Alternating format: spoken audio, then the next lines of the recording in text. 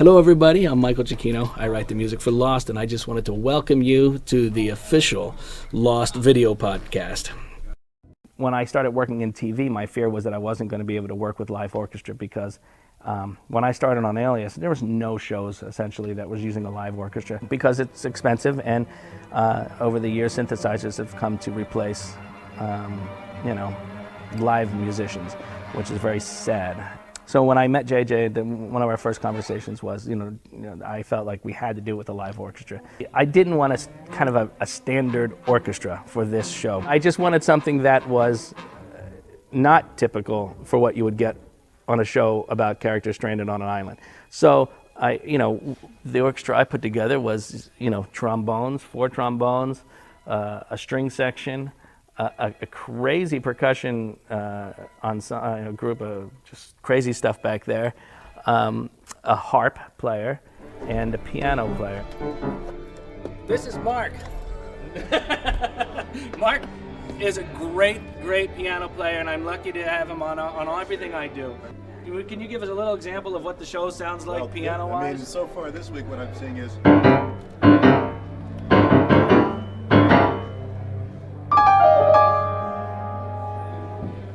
Very romantic, beautiful stuff. That's a love scene between Kate and Sawyer. Here we have a player that could play any beautiful thing in the world on the harp, and what do I ask them to do?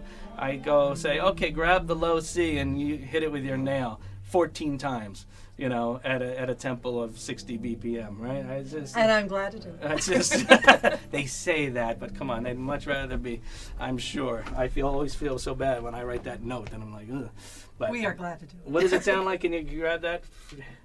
There you go. This giant thing is needed to do that, but it's such a great sound. It carries scenes, whole scenes. It'll carry a whole scene sometimes. Just that thing over and over. When I worked on Alias with JJ, I'd get a tape and I would watch the entire episode and I'd be like, okay, I get the episode and I get what the story is, and I'd start working on it. But with Lost, I remember after seeing the very first episode, I thought, no, this has got to be done differently.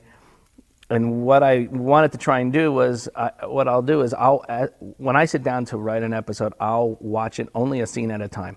I don't watch the whole thing. So I'll start at the beginning, I'll get to a point where there needs music, and I'll write that cue. I remember in the beginning they were like, should we send you scripts? Because on Alias I would get scripts every week. New ones would come every week and they'd pile up in the house.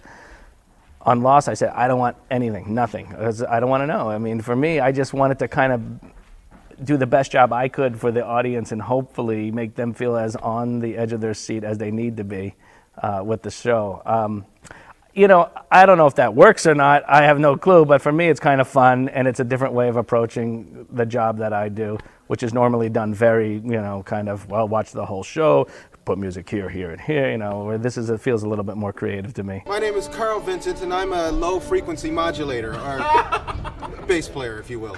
If you will. Mr. Giacchino happens to be an expert in paraspastaltic apparitions that are indispensable in the production of medianimic phenomena. If you listen to his music, you will find radical insight, auditory hallucinations which are induced into all the listeners, which makes Lost really a remarkable show that has the medianimic faculties of expansion and penetrability. Know what I'm saying?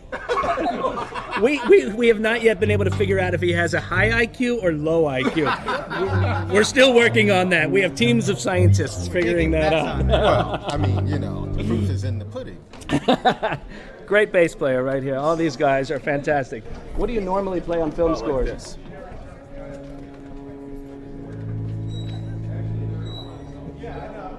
And that must be exciting for 3 hours. Painful. So You have to try and move And around. what's it like when you come here for Lost? What's the...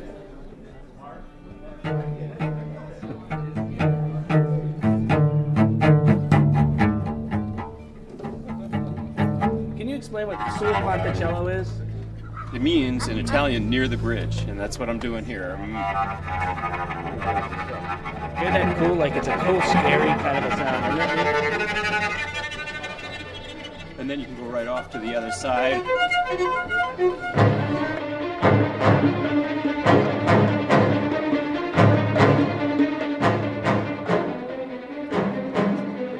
When we work, the scene gets projected up here.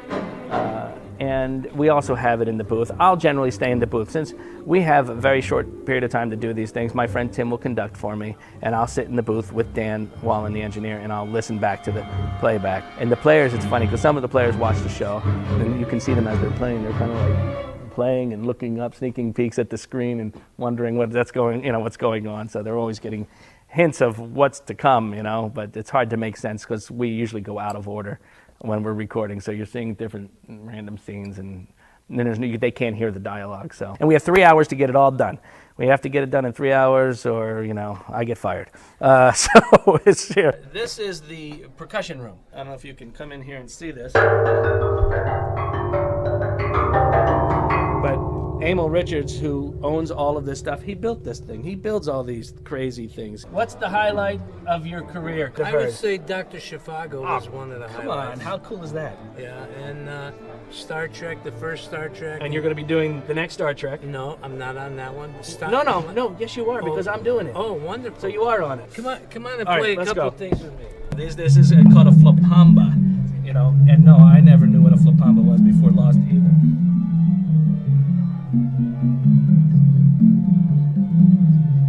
Isn't that cool? It's a great, eerie sound, This is an actual piece of the crashed airplane. Growing up, I made movies. I made Super 8 movies and back to regular 8 movies before there was Super 8. I was making regular 8 movies, stop motion films, and me and my friends in the neighborhood would get together and make these crazy films. And so for me, this is where I was headed since I was 10 years old, not knowing, of course, how the heck I would ever get there, but I certainly hoped that I would get there at some point. And just, it's been a crazy path, but yeah, to be here is great. And I feel like I'm still 10 years old. I feel like I've never left the backyard. What do you just count in? Yeah. Four in. 1, 2, 3. It's ABC made us hire them. Believe me, I would get rid of them if I could.